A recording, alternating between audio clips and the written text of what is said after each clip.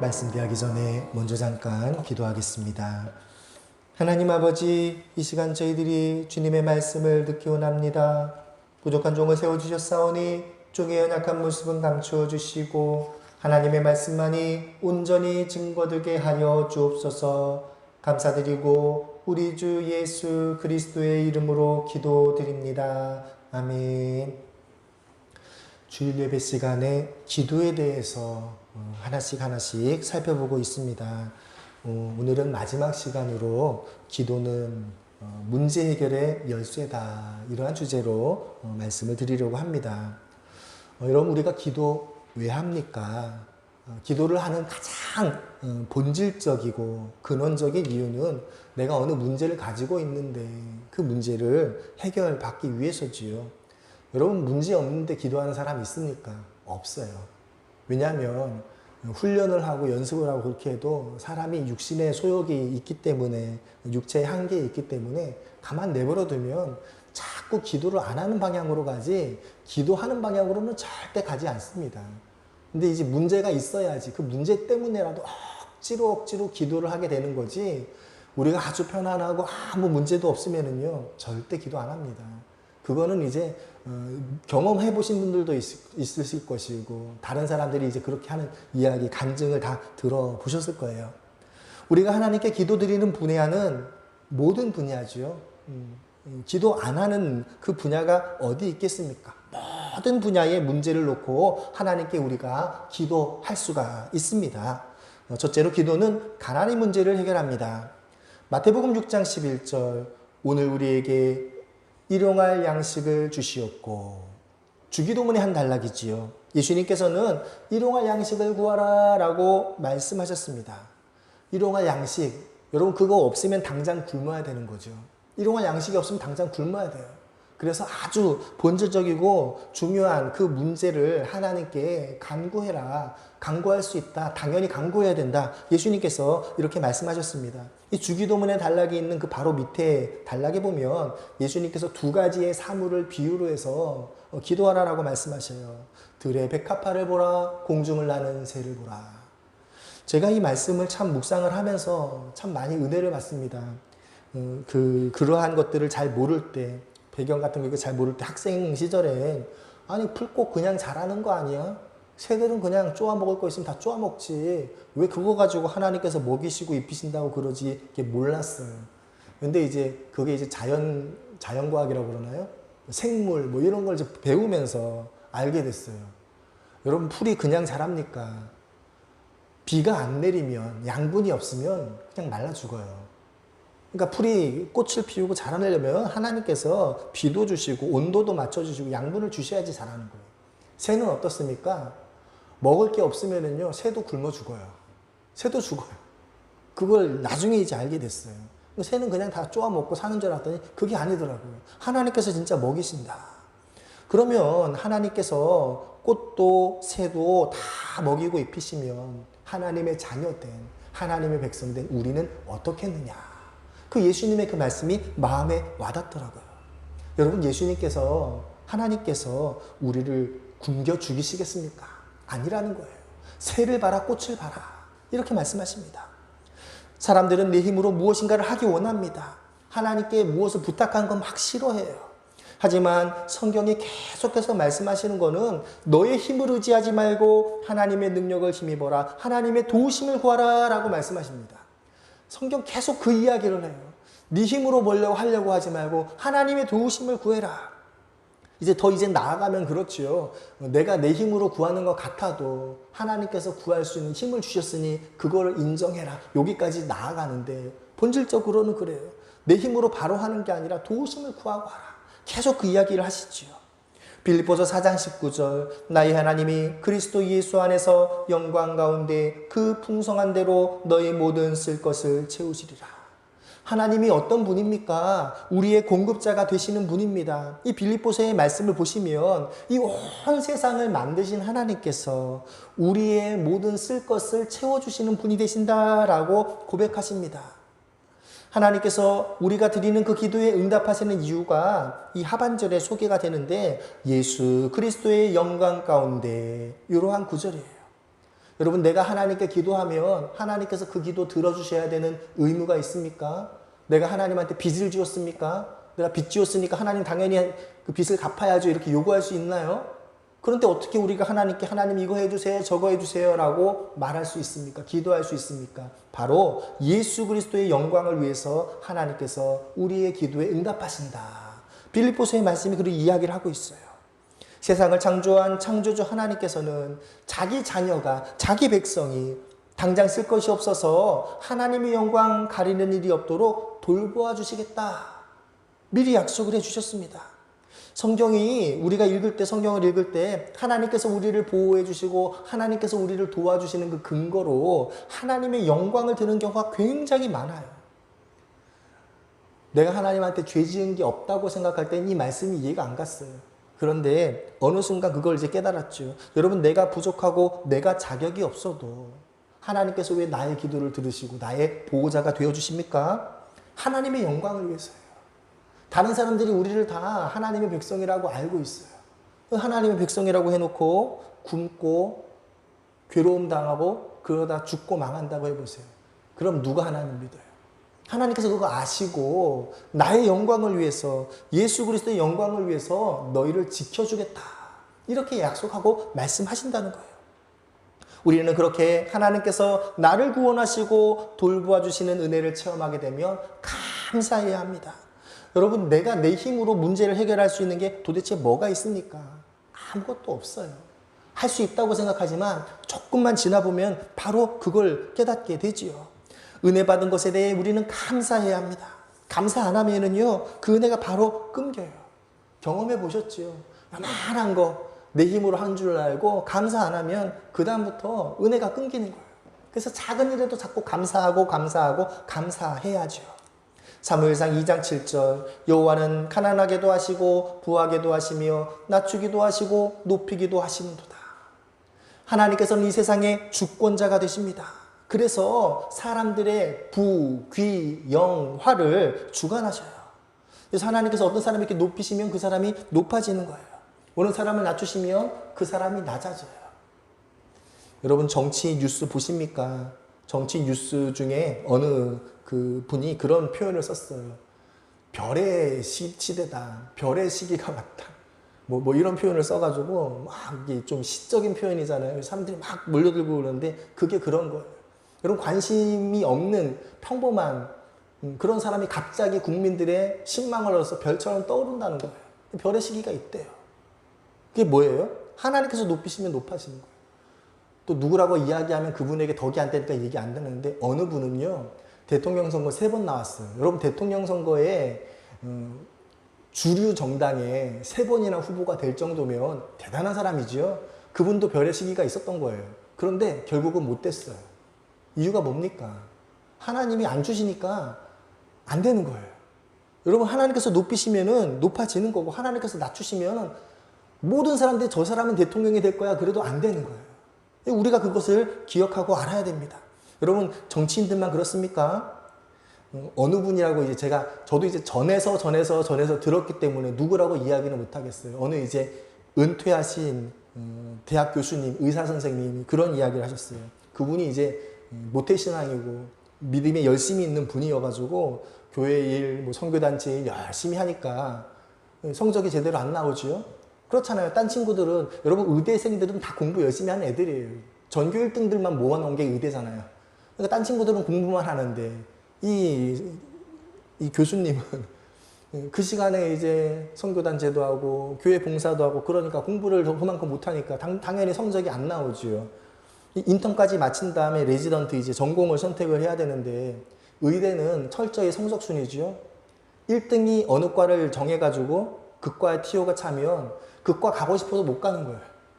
그러니까 그 선생님은 성적이 안 좋으니까 딴 친구들이 다 원하는 과, 좋은 과 선택한 다음에 자기가 선택해야 돼요. 그래서 남은 과가 뭐냐면 마취과가 나왔대요. 마취과 별 관심이 없었는데 남은 게 그거밖에 없으니까 거기에 갔대요.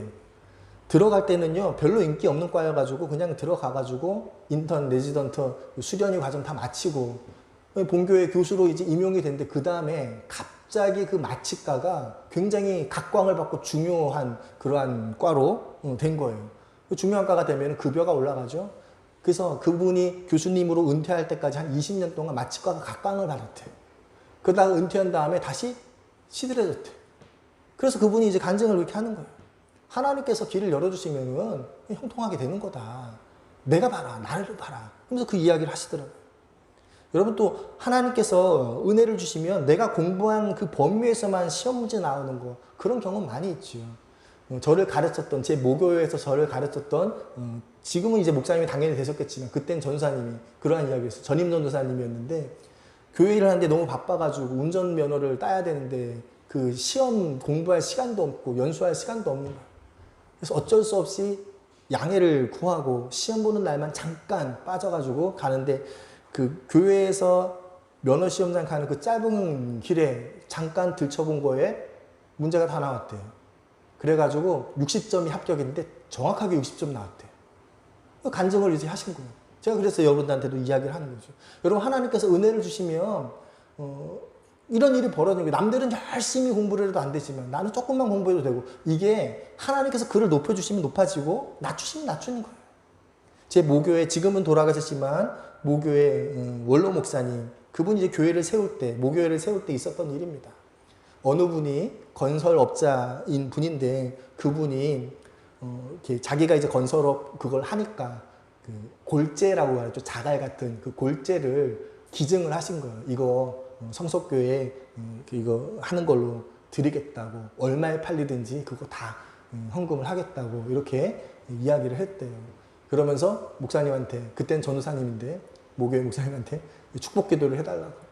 그래서 그 자갈더미 그 위에서 가가지고 축복 기도를 해주고 오셨는데, 그리고 그 다음날인가 그 다음날부터 집중호우가 와가지고 그 쌓아놓은 자갈들이 다 흘러나가는데 그 자갈만 그대로 남아있는 거예요.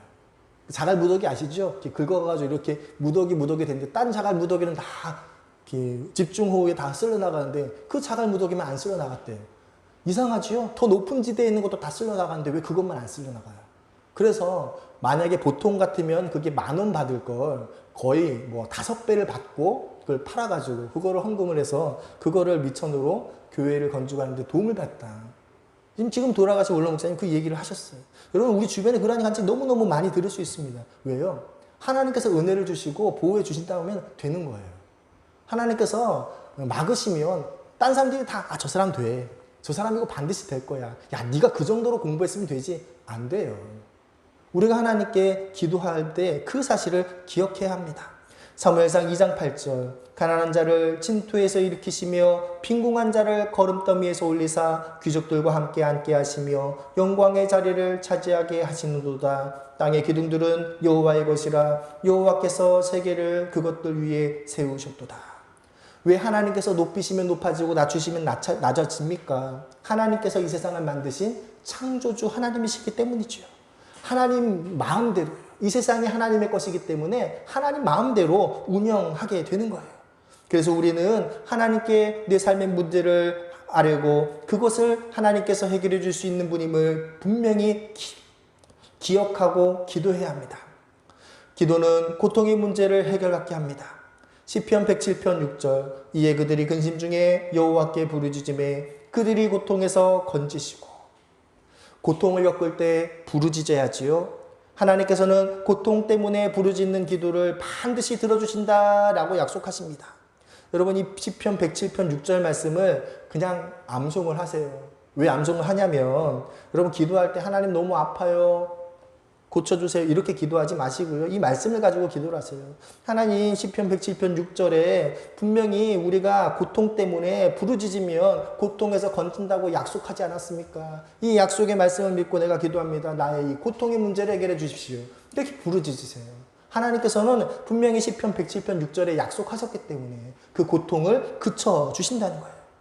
누가복음 7장 21절, 마침 그때에 예수께서 질병과 고통과 및 악귀 들린 자를 많이 고치시며 또 많은 맹인을 보게 하신지라. 예수님께서는 우리와 똑같은 혈육을 가지신 분입니다. 여러분 하나님이신 예수님께서 우리의 연약함을 채우라세요.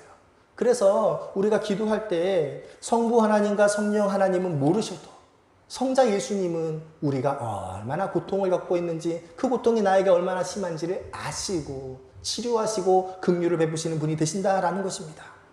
하나님께서는 환난 가운데 있는 성도가 하나님을 찾고 부르는 것을 기다리고 있어요.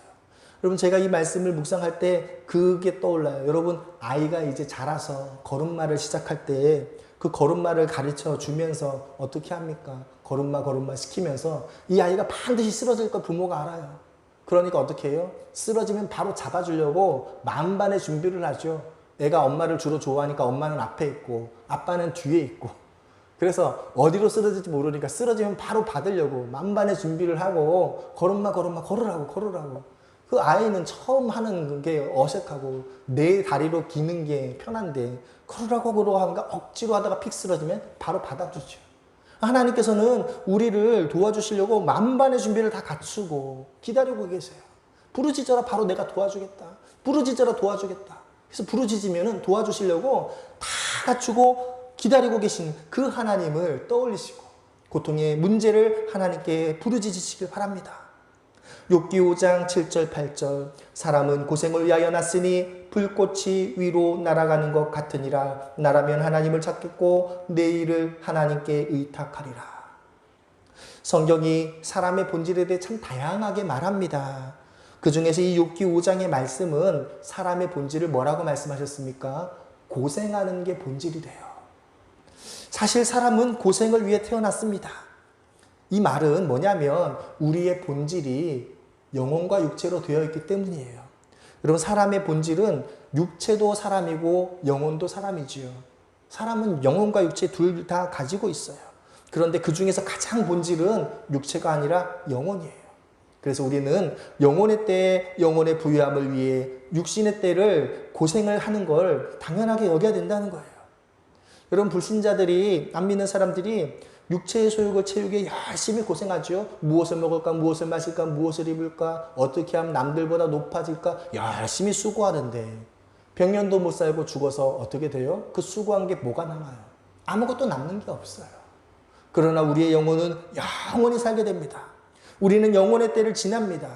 그럼 그 영혼의 때에 무엇을 가지고 누리냐는 거예요. 육체의 때에 하늘의 상급을 쌓는 그 상급으로 영혼의 때를 살게 되는 거예요.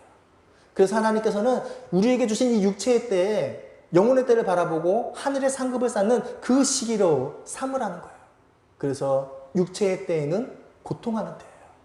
고통을 감수하고 영혼의 때를 위해 하늘의 상급을 쌓는 그 시기가 육체의 때예요.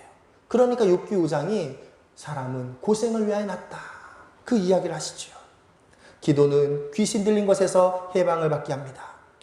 마가복음 9장 25절부터 27절 예수께서 무리가 달려와 모이는 것을 보시고 그 더러운 귀신을 꾸짖어 이르시되 말 못하고 못 듣는 귀신아, 내가 내게 명하노니 그 아이에게서 나오고 다시 들어가지 말라 하시매 귀신이 소리지르며 아이로 심히 경련을 일으키게 하고 나가니 그 아이가 죽은 것 같이 되어 많은 사람이 말하기를 죽었다 하나 예수께서 그 손을 잡아 일으키시니 이에 일어서니라.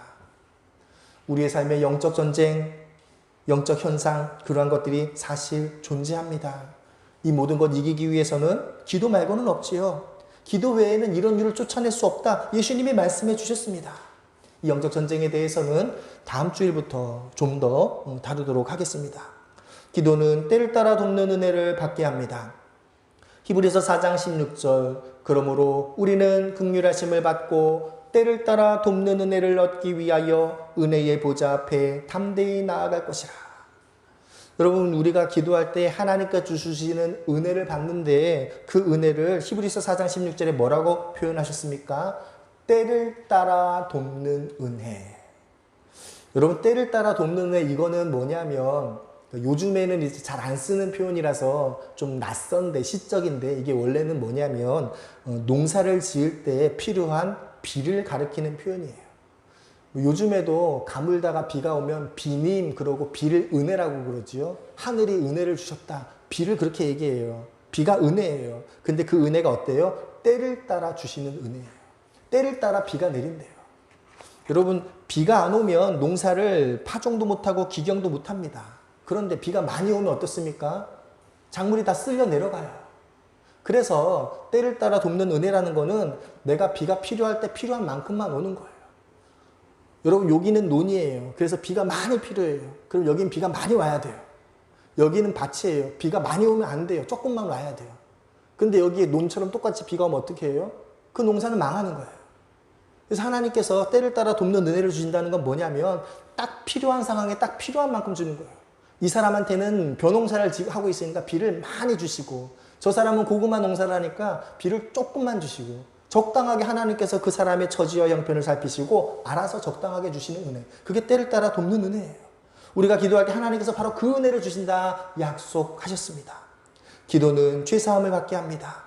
역대하 7장 13, 14절 혹 내가 하늘을 닫고 비를 내리지 아니하거나 혹 메뚜기들에게 토산을 먹게 하거나 혹 전염병이 내 백성 가운데에 유행하게 할 때에 내 이름으로 일컫는 내 백성이 그들의 악한 길에서 떠나 스스로 낮추고 기도하여 내 얼굴을 찾으면 내가 하늘에서 듣고 그들의 죄를 사하고 그들의 땅을 고칠지라.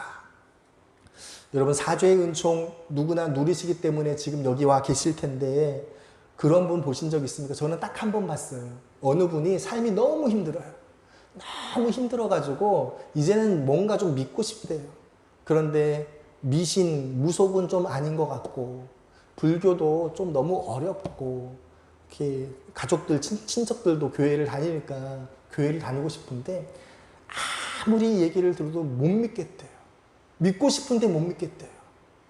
그래서 너무너무 괴로워하는 분을 한 번 딱 본 적이 있어요. 여러분, 우리가 구원 얻는 이 믿음을 갖는 것, 하나님께서 회개의 영을 주시고 예수님을 주와 구주로 영접할 수 있게 된 거, 이거는요 진짜 은혜예요. 어떤 사람은요 간절히 원해도 안 믿어지는데 어떻게 하냐고, 그런 분이 있어요. 제가 직접 경험한 건 아니고 어느 목사님이 이제 자기가 이제 집회에서 그러한 이야기를 하는, 간증을 한 그런 분도 있어요. 어느 목사님이 부흥사 목사님인데 맨 앞에 와서 열심히 찬양을 하는 그러한 분이 계셨대요. 그러니까 저분 정말 은혜 많이 받은 분이구나 이렇게 생각했는데, 이 기도회 끝나고 이제 가는데 딱 만났대요. 그래서 은혜 많이 받으셨나 보네요 라고 강사 목사님이니까 인사를 하는데 오히려 화를 내는 거예요. 내가 은혜 받고 싶어가지고 그렇게 애를 써도 하나님이 은혜를 안 주시는데 무슨 말씀을 하시는 거예요. 여러분, 애를 쓰고 노력을 해도요 은혜 못 받는 사람이 있어요. 그러한 사람들 생각하면은요, 우리가 사죄의 은총을 받고 하나님께서 회개의 영을 주신 것 정말 감사해야 돼요. 감사하셔야 돼요. 은혜는요 아무에게나 주신 게 아니에요. 지금 나한테 주셨으니까 그게 아무것도 아닌 것처럼 그거 회개 기도 하면 되는 거 아니야 하는데 아니에요. 어떤 사람은 애를 쓰고 노력을 해도 하나님이 때가 아니라서 안 주시는 그런 경우가 있어요. 구원의 은혜를 주신 것을 감사하시길 바랍니다. 이 감사가 무뎌지면 안 됩니다. 기도는 불가능한 일을 가능하게 합니다. 사도행전 12장 7절부터 10절 호련히 주의 사자가 나타나매 옥중에 광채가 빛나며 또 베드로의 옆구리를 쳐 깨워 이르되 급히 일어나라 하니 쇠사슬이 그 손에서 벗어지더라. 천사가 이르되 띠를 띠고 신을 신으라 하거늘 베드로가 그대로 하니 천사가 또 이르되 겉옷을 입고 따라오라 한데 베드로가 나와서 따라갈새 천사가 하는 것이 생시인 줄 알지 못하고 환상을 보는가 하니라. 이에 첫째와 둘째 파수를 지나 시내로 통한 쇠문에 이르니 문이 저절로 열리는지라. 나와서 한 거리를 지나매 천사가 곧 떠나가더라. 여러분, 사도행전 22장 말씀은요 정말로 신기한 말씀이라서 학자들도 그냥 성령께서 이렇게 하셨다 이렇게밖에 이야기를 설명을 못하는 말씀이에요. 베드로가 자기가 꿈꾼 줄 알았어요. 환상을 경험한 줄 알았어요. 근데 그게 현실이었어요. 실제로 이 사건이 일어나고 옆에 있었던 지키고 있었던 14명인가가 죽었잖아요. 그러니까 예루살렘 교회 성도들도 안 거예요. 이러한 일이 진짜 있었구나 아는데 어떻게 되는지는 몰라요. 베드로의 증언만 아는 거예요. 정말로 놀라운 불가능한 일이 벌어졌는데 우리는 하나님께서 얼마든지 이렇게 불가능한 일을 이루시는 분으로 알아야 돼요. 여러분, 양자역학이라고 혹시 아십니까? 제가 이제 금요일마다 이렇게 독서 모임이 있어서 가서 독서 같이 하면서 쉐어링을 하는 그런 목사님들 모임이 있는데 거기에 이제 리더 목사님이 이과 체질이에요. 그러니까 학부 과정도 다 이과를 마쳤고 그래서 양자역학 설명을 해주시더라고요. 전혀 저도 이제 몰랐다가 알게 된 분인데 분야인데 양자역학이라는 게 그렇죠. 여러분 이게 선이 1차원이잖아요. 1차원에 사는 사람들은 2차원, 3차원을 몰라요. 그러니까 예를 들어서 우리가 지금 1차원의 세계다 하면 1차원의 세계니까 이렇게 직진밖에 못해요. 당연히 이렇게 직전밖에 못하는데 2차원의 세계는 뭐예요? 중간에 사람이 갑자기 딱 나타나는 거예요. 그렇죠?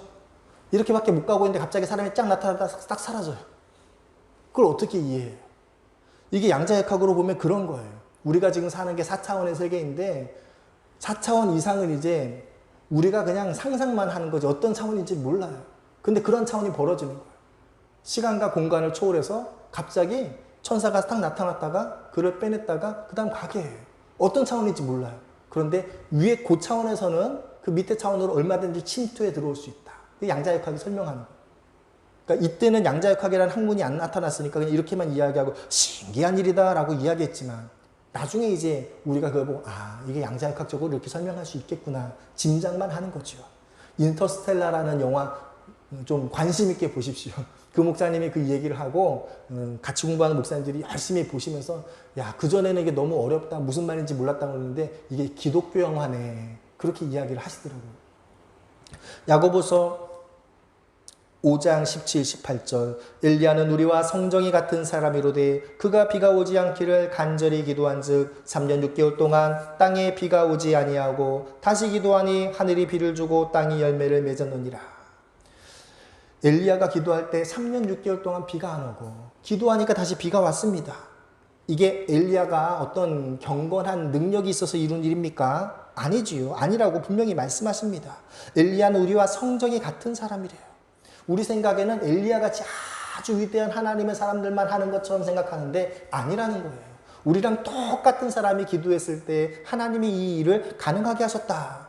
그 말은 뭐예요? 너희 기도가 그런 능력이 있는 기도니까 기도하기를 힘을 잃지 말라는 거예요. 기도는 가정의 문제를 해결합니다. 사무엘상 1장 10절 11절 한나가 마음이 괴로워서 여호와께 기도하고 통곡하여 서운하여 이르되 만군의 여호와여 만일 주의 여종의 고통을 돌보시고 나를 기억하사 주의 여종을 잊지 아니하시고 주의 여종에게 아들을 주시면 내가 그의 평생의 그를 여호와께 드리고 삭도를 그의 머리에 대지 아니하겠나이다. 한나가 불임의 문제가 생겼습니다. 여러분 불임의 문제는 현대 의학으로도 해결이 안 되는 문제예요. 저희 가정 이야기를 하면 저희 큰딸을 결혼한 지 5년 만에 낳았어요. 약간 과장 못해가지고 1,000만 원 넘게 병원에 썼을 것 같아요. 그래서 이제 어떻게 마음적으로는 하나님께서 안 주시면 그냥 입양을 하든지 이렇게 생각하고 있다가 하나님께서 기적적으로 주셨어요. 큰딸과 둘째 딸 차이가 꽤 털이 나죠. 큰딸을 40살에 낳았으니까 내 인생에 자식은 하나밖에 없지 생각하고 있다가 갑자기 또 주셨어요. 여러분 하나님께서 주시면은 되는 거예요. 아브라함과 이삭이 이야기가 바로 그거지요. 남들은 불가능하다고 할 때 그때 하나님께서 태의 문을 여시니까 하나님께서 자녀를 주신다는 거예요. 여러분 이러한 문제는 하나님께 기도해야지 해결받는 문제입니다. 기도는 교회 부흥의 비결입니다.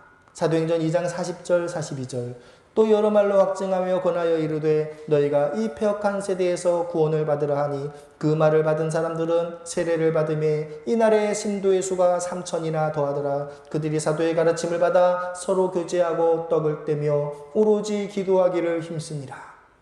이 말씀을 보면 처음 신앙생활하게 된 3,000명의 성도들이 오로지 기도에 힘썼다라고 말합니다. 여러분 우리가 믿음을 빨리 성장시키기 위한 방법이 무엇이냐 이렇게 말할 때 기도를 열심히 하는 게 믿음을 빨리 성장시키는 가장 좋은 방법이에요. 그래서 어느 교회라고 이야기하면 별로 좋지 않으니까 어느 교회, 한 서너 교회가 그래요. 그 교회는 예수를 믿게 된 바로 직후부터 매일 저녁 와가지고 기도하라고 시켜요. 기도가 보통 2시간 좀 이제 익숙하신 분들은 3시간. 그러니까 뭐 예배는 좀 일찍 끝나더라도 기도하는 시간만 2시간 이상씩 기도를 시켜요. 그러니까 그 교회는 신앙생활 한 지 얼마 안 돼도 바로바로 믿음이 성장하는 거예요. 기도를 많이 하면 금방금방 믿음이 성장하니까요. 기도는 영혼 구원의 능력이 있습니다. 로마서 10장 13절 그러므로 주의 이름을 부르는 자는 구원을 받으리라. 또 10장 9절 10절 내가 만일 내 입으로 예수를 주로 시인하며 또 하나님께서 그를 죽은 자 가운데서 살리신 것을 내 마음에 믿으면 구원을 받으리라. 사람이 마음으로 믿어 의에 이르고 입으로 시인하여 구원에 이르느니라. 예수님을 주님으로 고백하는 것 이것 자체가 믿음이 있어야 가능합니다. 여러분 믿음이 없으면 예수님을 어떻게 주님으로 고백하겠습니까? 성령님께서 그에게 임하시고 믿음을 줄 때에 그가 믿음을 갖게 되고 예수님을 주님으로 고백하게 되지요. 그래서 우리가 영혼 구원을 위해서 전도 대상자를 위해서 기도하는 것은 지극히 당연한 것이지요. 오늘 구약의 말씀 창세기 18장 22절 23절 그 사람들이 거기서 떠나 소돔을 향하여 가고 아브라함은 여호와 앞에 그대로 섰더니 아브라함이 가까이 나아가 이르되 주께서 의인을 악인과 함께 멸하려 하시나이까. 자, 이 말씀은 소돔과 고모라가 멸망당하기 직전 아브라함이 중보기도한 사건을 소개하고 있습니다. 아브라함이 왜 6번이나 하나님께 중보하며 기도하며 소돔 고모라의 멸망을 막으려고 했겠습니까? 결국은 조카 때문이지요. 미리만 알았으면 하루라도 더 빨리 알았으면 바로 달려가서 조카를 끄집어냈을 텐데 지금 같이 이제 가면 안 되잖아요. 급하니까 붙잡고 하나님 살려달라고 6번이나 기도했어요. 그런데 6번이나 반복해서 기도했는데 그 기도가 이루어졌습니까? 그러니까 그 기도를 들어주셨습니까? 안 들어주셨어요. 그러면 포기하고 좌절하고 낙심하고 끝나야 됩니까? 아니에요. 하나님께서 그 자리에선 기도는 안 들어주셨지만 하나님께서 아브라함이 왜 기도를 하는지를 아셨고 그 기도에 원하는 마음의 소원대로 조카 롯을 구해주셨어요. 여러분 가족을 구원하기 위해 간절히 기도하는 분들 있지요. 너무너무 힘들어가지고 아무리 기도해도 누구는 회개 안 한다고 누구는 안 돌아온다고. 아브라함 이야기를 생각해 보세요. 아브라함은 조카를 구하기 위해서 하나님께 6번 기도했어요. 그런데 하나님께서 다 거부하셨어요. 안 된대요. 그런데 진짜 안 된 겁니까? 아니에요. 하나님께서 그 마음을 아시고 마지막에 구원해 주셨어요. 우리가 영혼의 구원을 위해 하는 그 모든 기도 하나님께서 반드시 들어주십니다. 기도는 병든 자를 치료합니다. 이사야 38장 1절부터 6절 그때에 히스기야가 병들어 죽게 되니 아모스의 아들 선지자 이사야가 나아가 그에게 이르되 여호와께서 이같이 말씀하시기를 너는 내 집에 유언하라 내가 죽고 살지 못하리라 하셨나이다 하니 히스기야가 얼굴을 벽으로 향하고 여호와께 기도하여 이르되 여호와여 구하오니 내가 주 앞에서 진실과 전심으로 행하며 주의 목전에서 선하게 행한 것을 기억하옵소서 하고 히스기야가 심히 통곡하니 이에 여호와의 말씀이 이사야에게 임하여 이르시되 너는 가서 히스기야에게 이르기를 내 조상 다윗의 하나님 여호와께서 이같이 말씀하시기를 내가 내 기도를 들었고 내 눈물을 보았노라 내가 내 수 안에 15년을 노하고 너와 이 성을 아수르 왕의 손에서 건져내겠고 내가 또 이 성을 보호하리라. 이 말씀은 히스기야가 기도로 자신의 15년의 생명을 연장한 사건을 소개하고 있습니다. 여러분 히스기야가 왕이에요. 이사야 말고 물어볼 예언자가 없었겠습니까? 어의가 없었겠습니까? 어의보다 더 탁월한 민간의 의사가 없었겠습니까?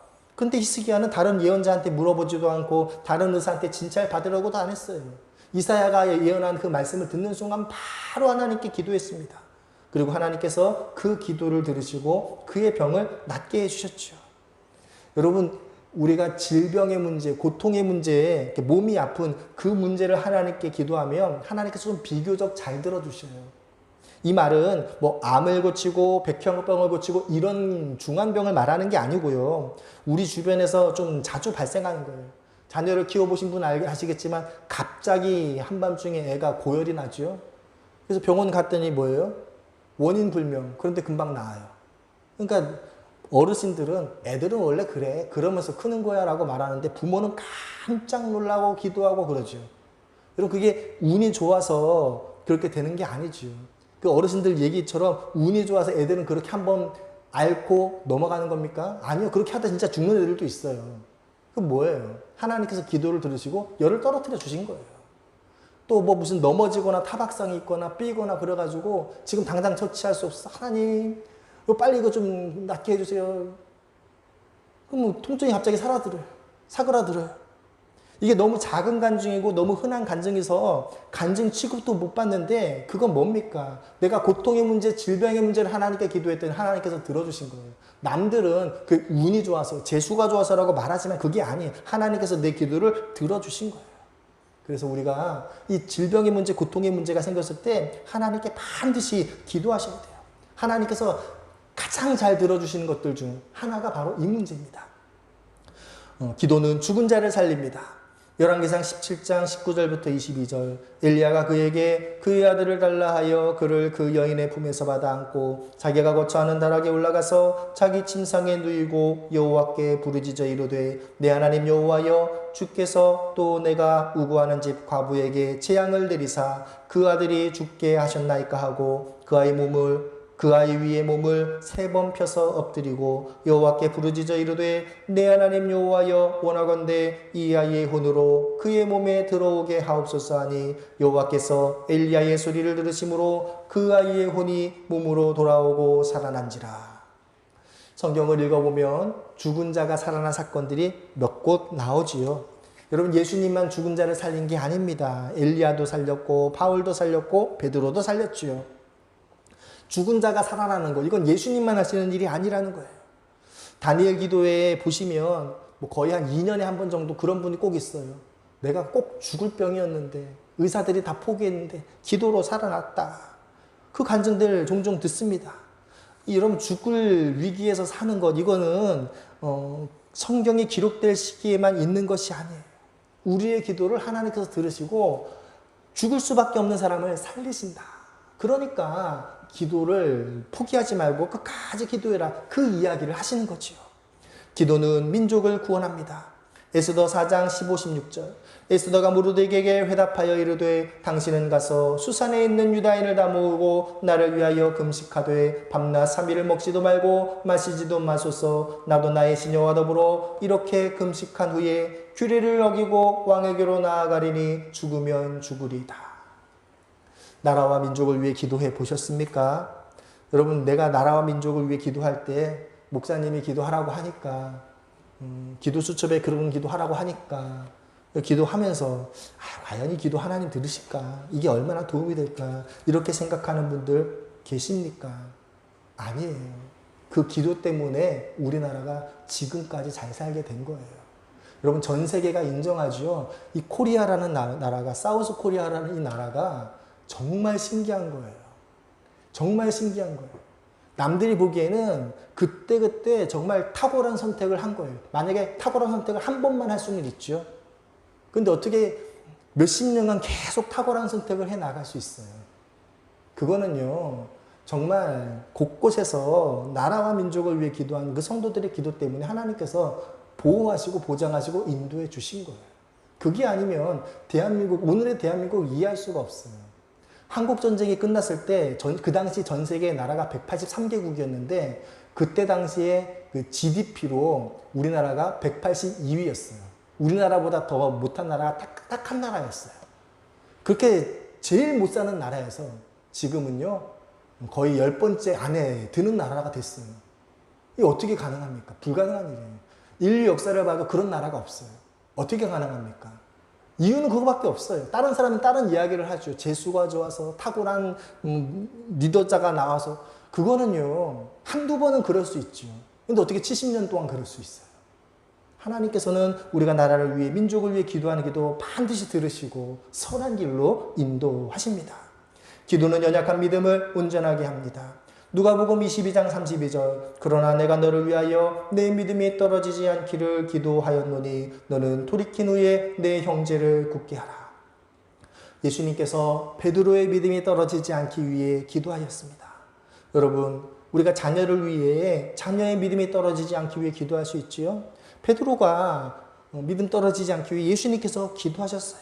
믿음이 연약한 형제들을 위해 그들의 믿음을 위해 기도하는 것, 이거는 아무 쓸모없는 게 아니라 예수님이 본을 보여주신 기도의 모범입니다.